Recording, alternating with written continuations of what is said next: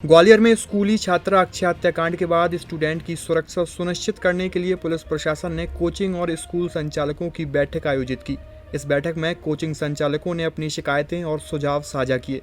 ग्वालियर में महिला अपराधों की लगातार बढ़ोतरी के बाद जिला प्रशासन हरकत में आया है। कलेक्टर अक्षय कुमार सिंह और एसएसपी राजेश सिंह चंदेल, डीईओ अजय कटियार समेत पुलिस प्रशासन के तमाम अधिकारियों ने कोचिंग संचालकों के साथ बाल भवन में बैठक की। इस बैठक में कोचिंग और स्कूली संचालकों को स्टूडेंट की सुरक्षा के लिए बेहतर इंतजाम करने की समझाइश दी गई। वहीं शहरी क्षेत्रों में संचालित 1700 से ज़्यादा कोचिंग संचालकों को अपने संस्थान में सीसीटीवी और शिकायती पेटी लगाने पर जोर दिया। वहीं कोचिंग संचालकों ने भी पुलिस प्रशासन से छात्राओं की सुरक्षा के लिए कोचिंग क्षेत्र में पेट्रोलिंग और पुलिसकर्मी तैनात करने की बात कही। वहीं एसएसपी राजेश सिंह चंदेल ने पुलिसिंग में सुधार करने की भी बात कही। देखिए, ये सुरक्षा का मसला बड़ा व्यापक होता है, आप सभी समझते ही हैं।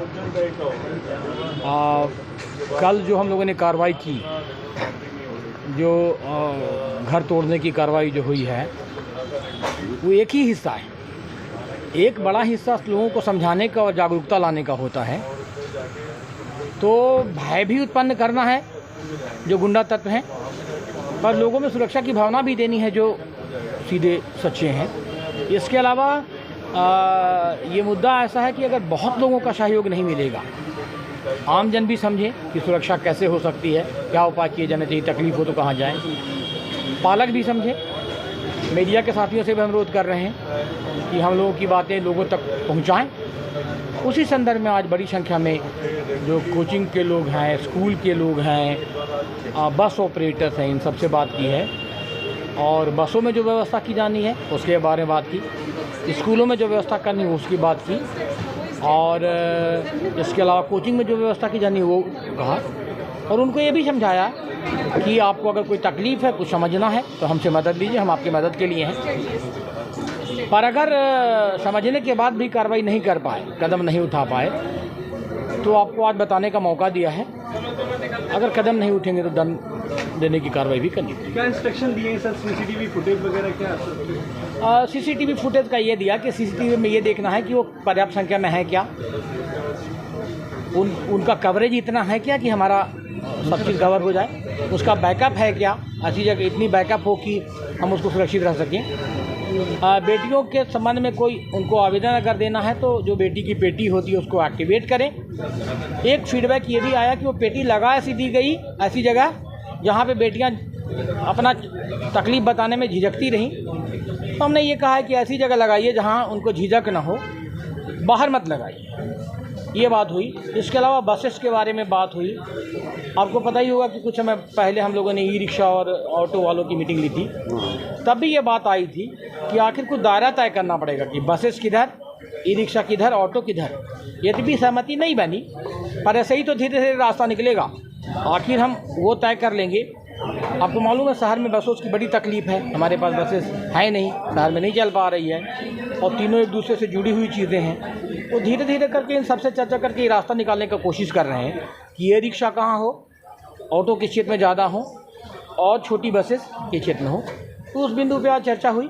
यद्यपि प्रमुख रूप से चर्चा स्कूल और कोचिंग के बसेस का था, पर दूरगामी जो शहर में हम लोगों ने ट्रांसपोर्ट की व्यवस्था करने की कोशिश शुरू की है। जो इफेक्टिव कम्युनिकेशन कहीं ना कहीं है कि कोचिंग संचालक और स्कूल संचालक, ये जहाँ पर हमारे बच्चे हैं जो भविष्य के नागरिक हैं, और उनकी सुरक्षा के लिए जो बात आती है कि महिलाओं की सुरक्षा के लिए इश्यूज आते रहते हैं, उनके साथ बैठ के तय करना था। तो कई सारी बातें सिटिंग प्लान से लेके, महिलाओं का आना जाने से लेके, बच्चों के जो इस तरह के उद्दंड तरीके से कुछ आते हैं बच्चे और वो करते हैं, और उनके आसपास की जानकारी, ये सारी चीज़ें भी उनसे चर्चा की गई है। साथ में इनको बताया गया कि बेटी की पेटी हमेशा अपने यहाँ लगाएं, और हमारे थाने वाले जो ऊर्जा डेस्क है वो और थाना प्रभारी इसको मॉनिटर करेंगे, सीएसपी इसको सुपरवाइज़ करेंगे, और इसमें डेली इनका आना जाना हो उस जगह पे, ताकि रोज़ का कम्युनिकेशन एक हो जाए।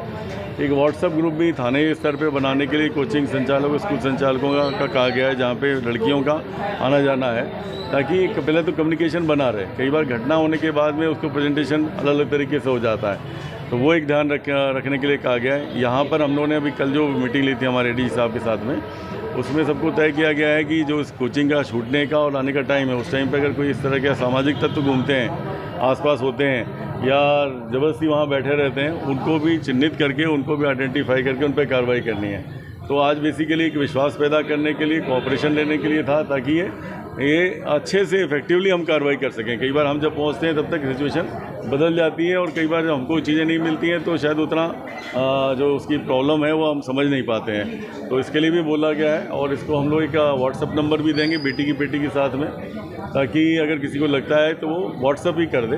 और उसमें हम ये ध्यान रखेंगे बेटी की पेटी या ई बेटी की पेटी में जिनका भी मैसेज आएगा उनकी गोपनीयता भी ध्यान रखेंगे और उस पर मॉनिटरिंग रेगुलर करें। सर एक बात सर आई सर, जो बाइक्स हैं, जो महंगी बाइक्स लेकर आसपास घूमते हैं जो लड़के, उन पर भी निगरानी रखी जाएगी? हाँ बिल्कुल, इसमें बोला गया है, सभी यातायात वालों को भी बोला गया था, यातायात वालों को भी रखा गया था।